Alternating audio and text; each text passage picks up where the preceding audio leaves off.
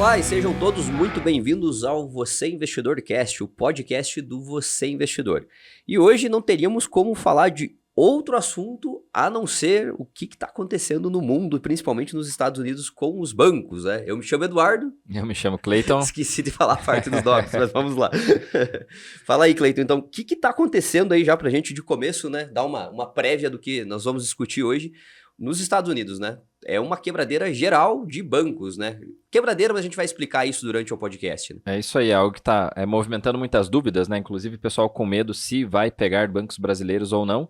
Então, como está todo mundo assustado, imaginando o que pode acontecer, muitas pessoas utilizando bancos digitais, entre outras coisas, e essa quebradeira de bancos lá, né? É aquele negócio. Antes, os bancos digitais vieram para quebrar os bancos tradicionais. E agora a gente está vendo que quando o chão está tremendo, o pessoal está com muito medo, na real, dos bancos digitais. Não é o tema necessário desse podcast, mas a gente já vai conseguir embasar o que está acontecendo lá fora para depois conseguir falar em outro podcast o que está acontecendo, o que pode acontecer a nível Brasil. Mas ninguém imaginava, né? Teoricamente, Estados Unidos, uma economia sólida, por mais que balançou, óbvio, depois a gente vai falar sobre isso desde pandemia e tudo mais, mas os bancos americanos tendo problema, né? Você pega, nós vamos falar aqui, o banco das startups, querendo uma startup, o mercado, podemos falar assim, digital, das empresas de tecnologia dos Estados Unidos é o maior mercado do mundo e é justamente esses bancos que estão quebrando, né? Então é algo... o mercado que mais cresce, né? Exato, e é isso que está assustando as pessoas, né? Se esse mercado que mais cresce, teoricamente é o que mais cresceu e foi lucrativo nos últimos anos, principalmente depois da pandemia, os bancos que subsidiam essas empresas estão quebrando, né? Então pode ser o primeiro dominó, né, de uma sequência aí. Exato, o que está acontecendo. Isso aí. E para a gente poder manter esse assunto e nós falarmos do começo ao fim, nós preparamos até um roteiro aqui com várias perguntas chaves, né?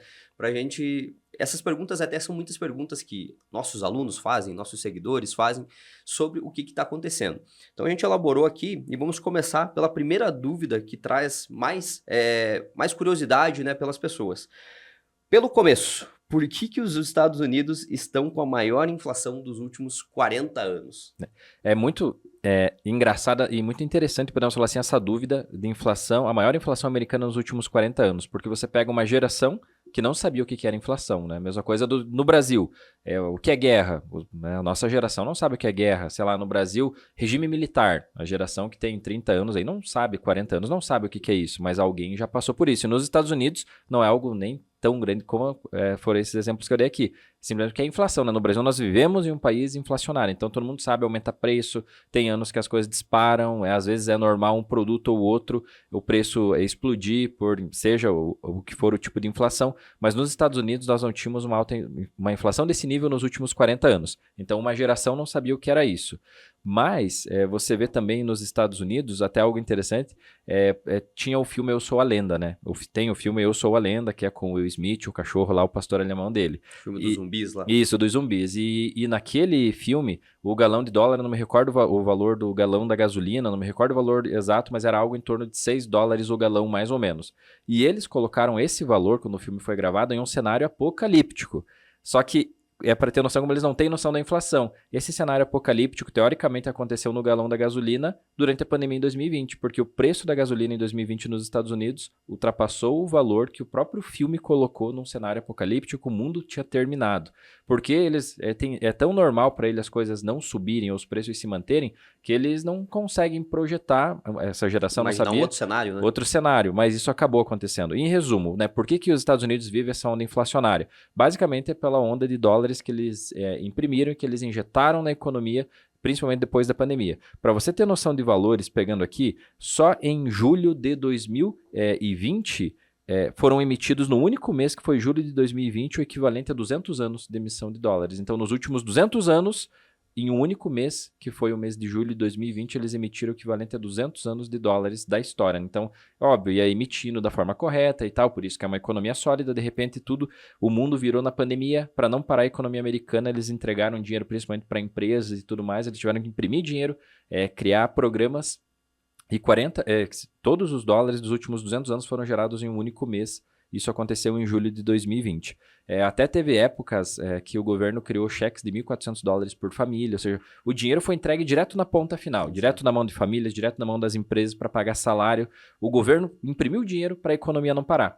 Mas automaticamente a gente sabe quando o dinheiro é gerado dessa forma, o que acontece, né? Os preços disparam. Eu lembro disso até de um gráfico, né, que a gente usava bastante para mostrar essa impressão desenfreada dos Estados Unidos de dólares, né? Que o gráfico vinha uma crescente muito baixa, né, lá vários anos, como você mesmo citou, 200 anos, né? E chega ali em 2020, esse gráfico ele estoura para cima ali, porque foi os anos, né, os últimos 2 anos, onde mais se imprimiu dólares em toda a história dos Estados Unidos, né?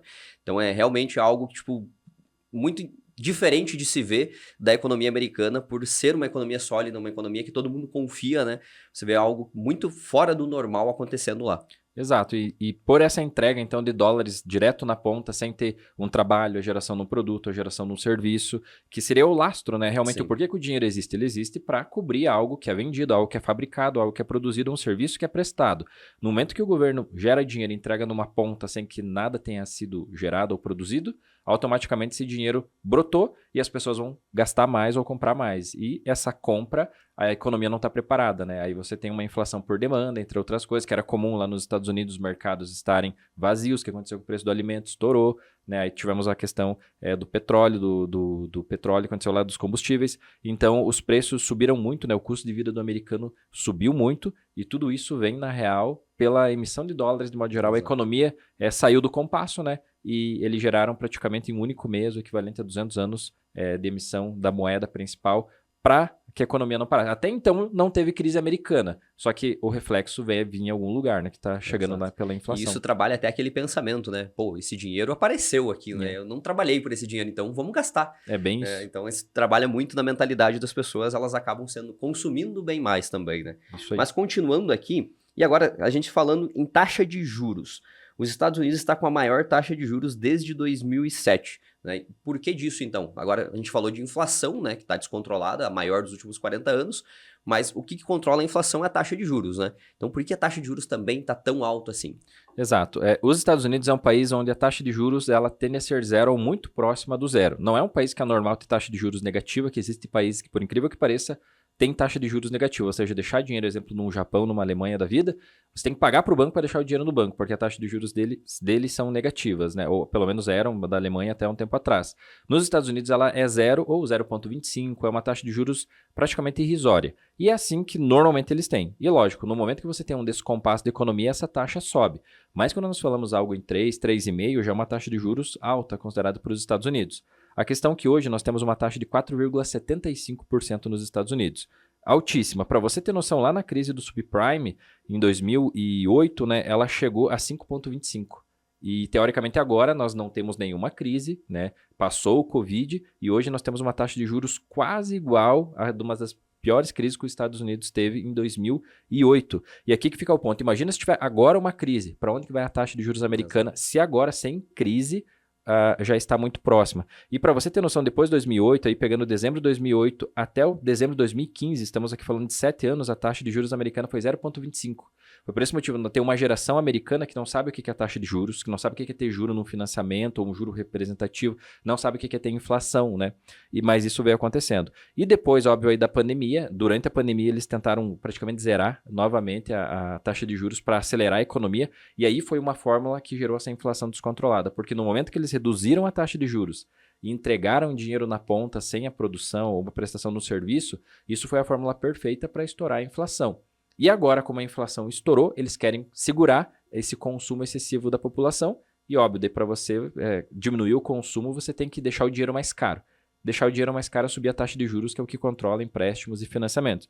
Então, aí você vê, depois que a inflação americana estourou, eles estão num atraso, eles vêm subindo a taxa de juros americana para tentar deixar o empréstimo mais caro, o dinheiro mais caro para controlar a inflação, porque senão vai ser algo muito difícil de se controlar depois. E um detalhe até, né, o Jerônimo Powell, né, que é o responsável pelo Fed, né, nos Estados Unidos, já tem uma estimativa, né, que esse ano ainda a taxa de juros, ele sempre fala em enigmas, né, parece o mestre dos magos, né? Sim. Fala em enigmas, né, mas a previsibilidade, até a Bloomberg também noticiou isso, que a previsibilidade que esse ano a taxa de juros passe dos 5,25 até o final do ano, né? Então, como você mesmo citou, em 2008, a crise escancarada do subprime, onde estava banco quebrando já, né, quebrou o maior banco dos Estados Unidos, a maior quebra de um banco nos Estados Unidos, naquela época, uma taxa dessa, né?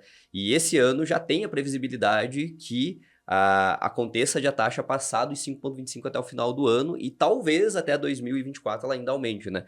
E ainda assim, a gente já começou, né? Já tem 2, 3 bancos aí que já estão nessa faixa aí Exato. de quebrar, né? Mas essa previsão de taxa é antes da quebra dos bancos, né? Exatamente, então, já era imagina antes. onde ela pode parar. E o americano, essa taxa, sobe empréstimo de financiamento imobiliário, entre outras coisas. Então, já teve a inflação pela demanda quando a taxa era zero, que o pessoal comprou muito imóvel, ainda mais na pandemia, queria um espaço maior. O preço dos imóveis também nos Estados Unidos, assim como no Brasil, estouraram. E agora você junta isso a uma taxa de juros alta do financiamento, que torna a compra ainda mais cara. Então, você vê que a solução para reduzir a inflação é quase gerar uma bolha do outro lado. Porque daqui a pouco, para controlar, o povo vai deixar, por exemplo, no setor imobiliário, vai deixar de comprar imóveis, vai desacelerar muito esse mercado, porque o imóvel já ficou muito caro nos 2 últimos anos lá nos Estados Unidos, e além de tudo você tem uma das taxas mais altas, aí como nós falamos, desde 2007 nós não tínhamos uma taxa nesse porte americano. Então o financiamento imobiliário também ficou muito caro, e aí vai, quem sabe, se gerar uma bolha no setor imobiliário, que aí vai surgir outra crise, e aí uma coisa vai puxando a outra. Você apaga um incêndio criando outro, Exato. né? É exatamente, é um ciclo que é o verdadeiro efeito dominó, né? Você vai criando alguma coisa aqui, afeta outra aqui, afeta outra ali, até que a gente chega àquele momento onde não tem mais para onde correr, né? E realmente daí é declarada a recessão, né? Hoje eles já estão com cobertor curto, né? Então eles cobrem a cabeça, o pé fica fora, cobra o pé. E continuando aqui, agora, a gente começou até a falar, né, antecipou sobre isso, do sentido dos bancos que estão quebrando e tal, né, a gente falou do banco das startups, mas para a gente entender um pouco melhor, o que era esse SVB, o Silicon Valley Bank, né? Qual que era a função dele mesmo nos Estados Unidos? A tradução do nome, né, é muito simples, é o Banco do Vale do Silício, que é onde estão as empresas de tecnologia. Então, basicamente, esse banco, 50% do capital das startups dos Estados Unidos estavam nesse banco. Então, ele é muito importante. Você pega as grandes empresas americanas, hoje, as gigantes, seja Meta, entre outras, elas, no início, foram já subsidiadas por esse banco. Então, você vê como ele é importante na formação de startups que no futuro, ainda mais falando em tecnologia, o futuro pode ser daqui 5 anos, 10 anos, não é um futuro muito longo, podem se transformar numa empresa muito representativa até para o PIB americano. Então, o Silicon Valley Bank, ele fica em Santa Clara, que fica lá na Califórnia, e é muito interessante aquela região, porque do ladinho de Santa Clara você tem Cupertino, que é a sede da Apple, né, que tem a sede da Apple, que é o prédio circular. Aí, andando 15 quilômetros, você tem Mountain View, que é onde está o Googleplex, que é a sede do Google. Aí, andando 15 quilômetros para frente, você tem Menlo Park, que é onde surgiu o Facebook, que hoje é a Meta. Você anda mais 20 quilômetros, você tem São Bruno, que é onde está o YouTube. Então, realmente, numa região que você pega um raio de 50 quilômetros, você pega parte do PIB dos Estados Unidos. Quando se fala em tecnologia, está numa região toda concentrada. E é por isso que esse banco ele tem tanta importância para o setor de tecnologia, porque ele é o principal banco nessa região, que é onde estão as maiores empresas ou os principais negócios embrionários dos Estados Unidos, numa região geográfica pequena. E ele é muito representativo lá, porque o nome dele até traz isso. Exatamente. Está muito ligado a essa referência, né, do nome Silicon Valley Bank, né, do Vale do Silício. Exato, né? E na região. Então, ele é um banco que hoje ele representa que dentro dele ele está financiando ou tem ligação com empresas que ainda são pequenas, mas que no futuro podem representar boa parte do PIB americano. Exato. Então, por isso a importância dele, esse banco quebrar, ele causa um problema seríssimo agora para os Estados Unidos, mas pensando a médio e longo prazo também. Porque quem sabe, pode ser muito maior. Muito maior, porque quem sabe a nova Apple, a nova Amazon, a nova Tesla deixe de existir se os Estados Unidos deixassem esse banco realmente quebrar. E acredito que, imagine que todo um empreendedor novo lá do Vale do Silício, que faz um MIT e tal, e vai tentar criar uma empresa do zero lá, provavelmente o sonho desses empreendedores é conseguir uma parceria com o banco, né? Que esse banco financia a ideia, né? Porque muitas ideias desses empreendedores começam a partir de um empréstimo, né? Ou de um grande investidor, né? Que vão lá e colocam milhões no negócio para que o negócio dê a primeira arrancada, né? E depois se torne grande, né? Então imagina, tipo, perder esse grande braço onde esses empreendedores estariam ali procurando recursos, né? Total. Sem falar que, além de tudo, do que nós falamos representatividade geográfica do banco e tal, ele é o 18º maior banco americano. Para você ter noção, American Express, todo mundo conhece o cartão de crédito, ele é uma instituição financeira que ela vale um pouquinho mais do que o SVB. Então você vê uma instituição que tem reconhecimento mundial, ela tem um valor de mercado mínima coisa acima do SVB, que vale na casa dos 200 bi de dólar, né? Então colocando em real, aí a gente tá falando quase de 1 tri de real, é muita coisa, né? Exato. E continuando aqui, por que a quebra de um banco causa tão rápido um efeito cascata na economia, né? Então a gente viu ali que quebrou um banco, parece que já quebrou outro e depois já quebrou outro, Exato. e a bolsa já desabou e as notícias pessimistas dominaram o mercado, né? Por que esse efeito acontece tão rápido assim? É muito interessante isso, e as pessoas, quem sabe, não têm essa ligação, mas nessa analogia acho que vai ficar muito claro. Porque quando você vê quebrar um banco, você imagina, quem tem muito dinheiro se deu mal, mas não, isso é muito rápido para chegar na ponta daquele trabalhador que às vezes ganha o salário mínimo, seja do país que ele estiver. Por exemplo, do SVB, dando um exemplo, tinha uma empresa que era um escritório, uma startup americana, britânica, uma startup britânica, que tinha na casa aí dos 100 funcionários mais ou menos, e eles tinham todo o capital no SVB. E era período de pagamento de salários, quando o SVB congelou os saques, que teve um período que ele congelou os saques.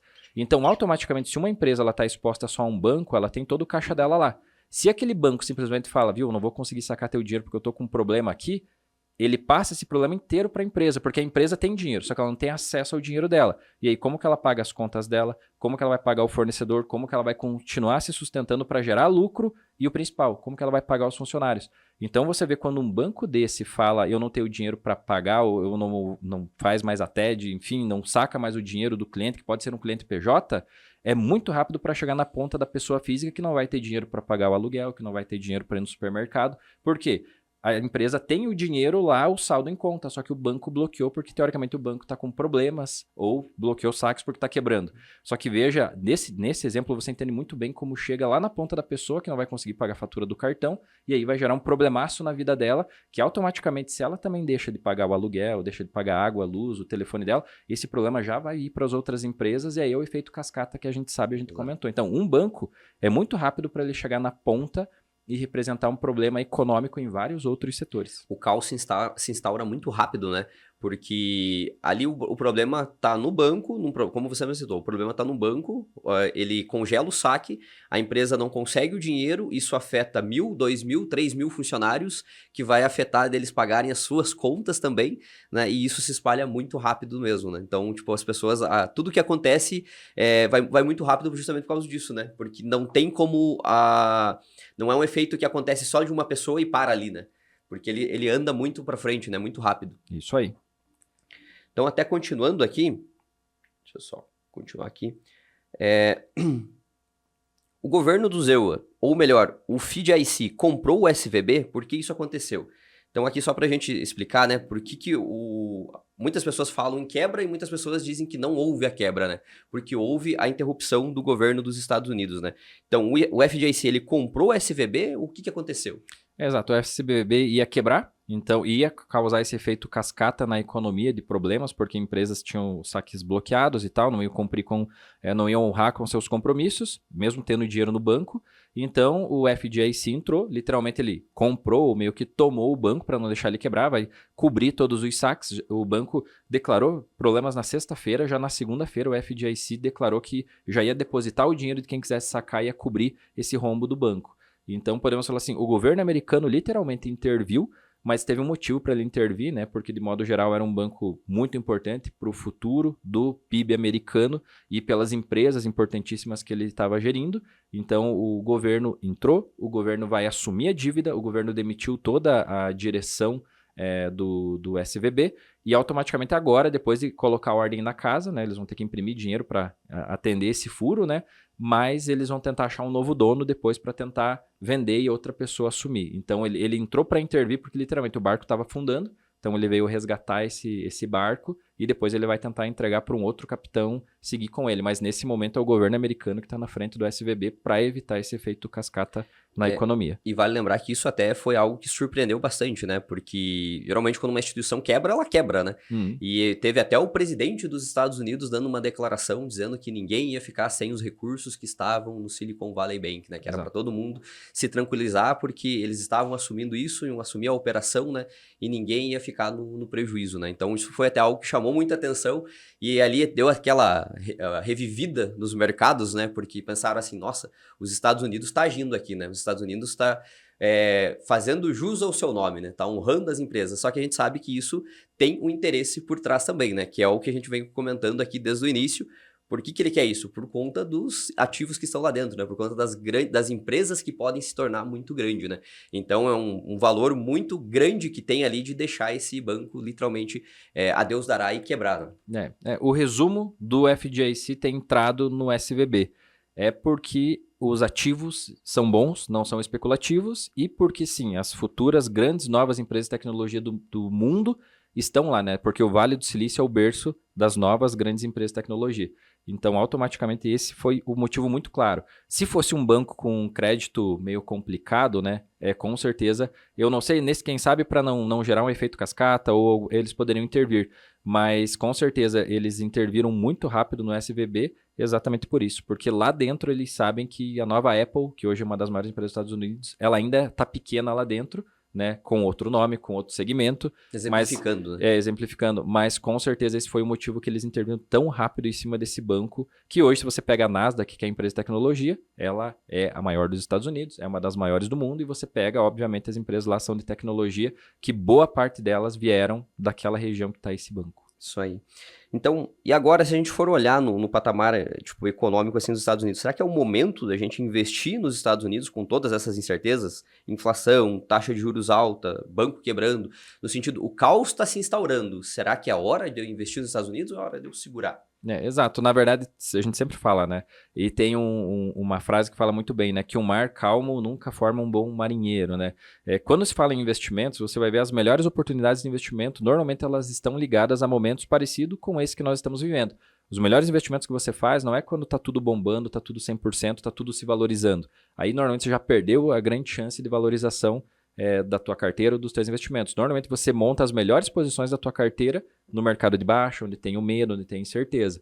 A gente não tem uma crise ainda declarada nos Estados Unidos, mas você pega vários setores, setor de tecnologia está barato, agora o setor bancário começa a ficar barato, então você já vê vários setores demonstrando dificuldade de retomada e automaticamente isso vem representando no preço. Ações que valiam $200, hoje valendo $100. Pô, 50% a menos, isso é uma oportunidade com certeza. Empresas que o mundo depende dela, seja para que for, desde o material de higiene que você usa para escovar teus dentes todos os dias, que quem tem criança pequena tem a fralda para trocar do filho, é uma empresa americana que faz. Então você vê que essas empresas não quebram, só que elas ficam mais baratas dependendo do ciclo do mercado. Então hoje nós vemos um ciclo de incerteza americano que, se você for perceber, acaba sendo um momento de oportunidade para investir, não um momento de risco. O momento de risco seja a hora que o mercado está lá em cima, tudo valorizado, todas as empresas no pico histórico, né, no alto.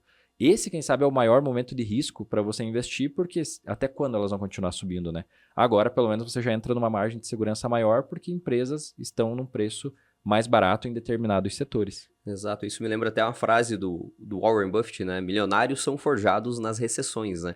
Porque é exatamente isso. Você tem uma crise setorial aqui, que agora é o setor financeiro, mas vai ter muita coisa que vai sofrer pelo medo, né? Pelo FOMO também, né? Que as pessoas vão correr da renda variável porque está tudo se desvalorizando. Eu vou proteger meu dinheiro, vou voltar para a renda fixa, vou comprar imóvel, vou fazer várias coisas, as pessoas vão retirar todo o dinheiro, né? E aí, vários setores que não têm nada a ver com o que está acontecendo vão se desvalorizar, como você mesmo falou, 50%, 60%, né, 40%, e isso... Já estão, já né? estão, né? Já estão, Esses né? setores já então, estão. é o que a gente tem falado, né? A crise só não foi declarada ainda, né? Uma recessão só não foi dita, estamos em recessão. Mas vem vários pontos aí que já estão mostrando, né, desvalorização de vários setores, várias empresas que não tem nada a ver com o que está realmente acontecendo, mas já estão baratas, né? E é isso que a gente até acabou de abordar aqui.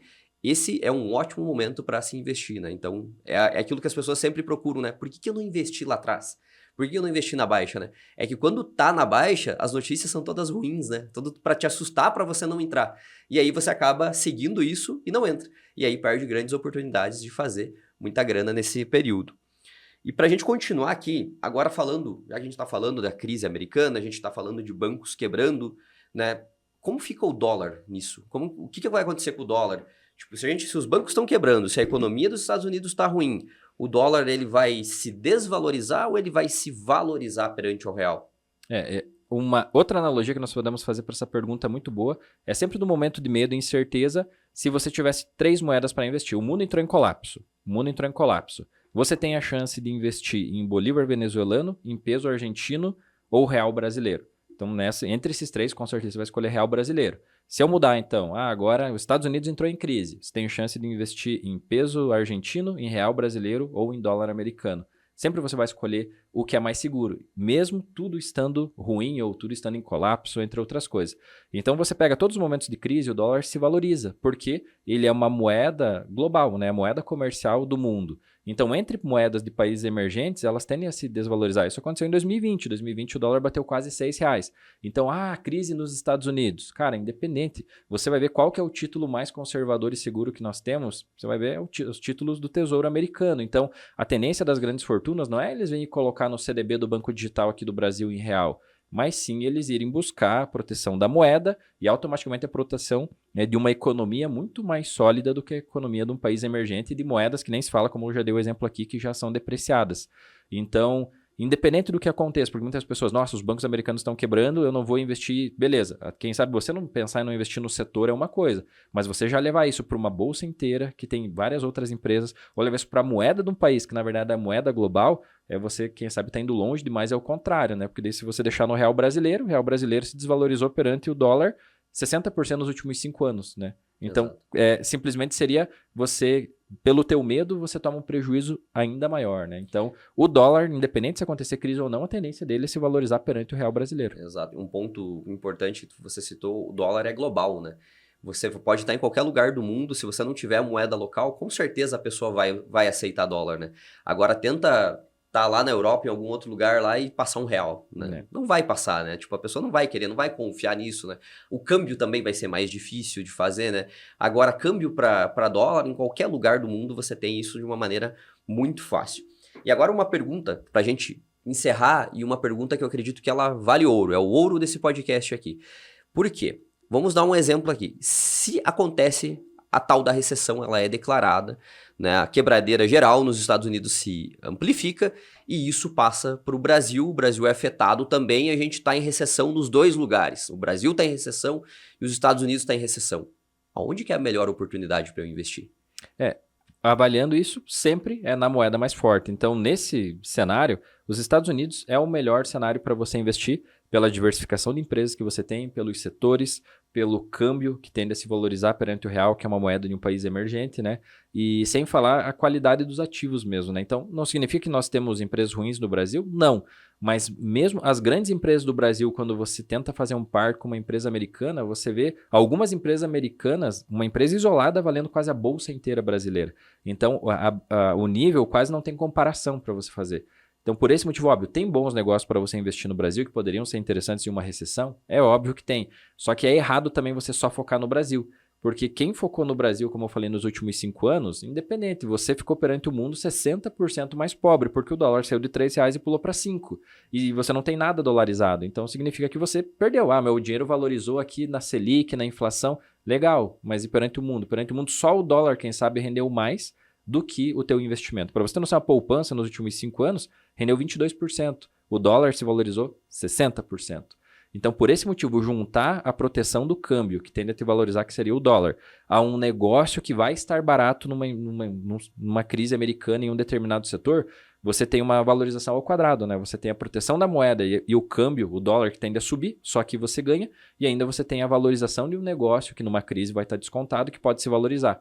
Então, você ganha ao quadrado, coisa que no Brasil você ganharia na valorização futura, mas ainda assim você estaria perdendo no câmbio num futuro, né? Então, meio que entre os dois hoje, se fosse dar uma dica para alguém, com certeza, aprenda a investir nos Estados Unidos, porque além de ter uma segurança maior, você pode ter uma proteção a nível mundo, da inflação do mundo, por estar dolarizando a carteira, e um potencial de valorização bem maior se um dia você pretender trazer esse recurso para o real. Exato. Se a gente fosse até simplificar, por exemplo, você não precisa excluir o Brasil dessa equação, né? Você pode estar exposto nos Estados Unidos e, é claro, investir nos ativos no Brasil, né? Só que talvez o fator excludente aqui não seria você investir só no Brasil e deixar os Estados Unidos de fora, né? Porque, como você falou, nós estaríamos investindo em uma bolsa que é ao quadrado, né? Você pode ter valorização ao quadrado pela moeda e pelas empresas. Então, não é o quesito de aonde eu escolher, mas sim se eu escolher, né? Priorize a moeda americana pelo ponto do exemplo que a gente deu aqui, de 2 países em recessão, né? Priorize a moeda americana. E, é claro, se você quer ter exposição no Brasil, invista no Brasil também, né? Porque não é porque você vai investir só nos Estados Unidos que você não precisa investir no Brasil ou vice-versa, né? É isso. Hoje nós vemos várias pessoas no nosso grupo de mentorados pessoal buscando 20%, 25% dolarizar a carteira. No meu caso, eu tenho uma meta e estou chegando perto de ter 50% do capital dolarizado, então boa parte do capital fora do Brasil. E eu acredito que isso faz sentido ainda mais quando você olha sempre nos momentos de incerteza. O dólar sempre sobe, o real sempre vem caindo. Você pega o real de 94 aos dias atuais, não vale mais nada, né? Você pega preço de carro que seja, você pega um carro 2017, 2016, carros valiam 30, 40 mil reais 0 km. Hoje esses carros valem 100 mil reais 0 km. Então você vê como você tem que trabalhar muito em real para você se defender do próprio real. Então faz sentido você daqui a pouco buscar ajuda externa para ter essa proteção, porque, cara, hoje não precisa falar inglês para investir em dólar, não tem que ser uma corretora difícil. Você abre, para você ter noção, nos Estados Unidos tem corretora feita por brasileiros, focadas para atender público brasileiro, só que ela tem uma sede nos Estados Unidos, mas a mesma coisa do que a corretora que você tem no teu banco digital ou que você tem no teu banco tradicional. É o mesmo ambiente para você investir. Parece que você não está investindo nos Estados Unidos, mas você está investindo em dólar nos Estados Unidos. Então, hoje, quem sabe o que está faltando para o brasileiro é só esse conhecimento, esse passo a passo, para ligar ele aos Estados Unidos. E depois que a pessoa descobre, muitos começam a tomar tanto gosto que vão cada vez, você vê dos nossos alunos, você vê, eu quero 10% dos Estados Unidos, de repente ele fala, agora eu quero 15, eu quero 20, eu quero 25, até que alguns eu quero ter metade do meu dinheiro lá, porque realmente eu acho que faz sentido, o dinheiro pensando a médio e longo prazo está em dólar do que está em real. Exato, as pessoas conseguem ver o valor disso, né? O poder disso ao longo do tempo, né? E quando você olha para o Brasil, você consegue ver crescimento, mas você vê coisas diferentes, né? Você não vê a mesma, uma moeda forte, uma moeda que vem passando, sobrevivendo ao longo dos anos, né? Você não vê empresas se tornando tão grandes como elas se tornam nos Estados Unidos. E principalmente aqui no Brasil, o ponto é que as maiores empresas, né, tem a parte que é do governo, né? É. Então, você tem um sócio ali e uma pessoa mandando, e a gente sabe que o Brasil tem vários problemas de governança, principalmente a nível do país, né? Então, sempre é bom diversificar, né? Sempre é bom estar exposto em uma moeda forte. E é isso que a gente falou. Por mais que problemas estejam acontecendo nos Estados Unidos, isso pode representar uma oportunidade, né, para você, né? Então, não siga a manada, porque notícias vão acontecer o tempo todo dizendo que a quebradeira está geral, a crise está geral. Mas se você souber o que você está fazendo, a oportunidade de ganhar dinheiro, com certeza vai estar na sua mão. É isso aí. Pessoal, espero que vocês tenham gostado desse nosso episódio do Investidor Cast, que nós falamos aqui sobre os bancos americanos que estão quebrando, o risco de você investir nos Estados Unidos, explicamos o que é o SVB. Foi um prazer estar aqui com vocês e até a próxima. Até mais.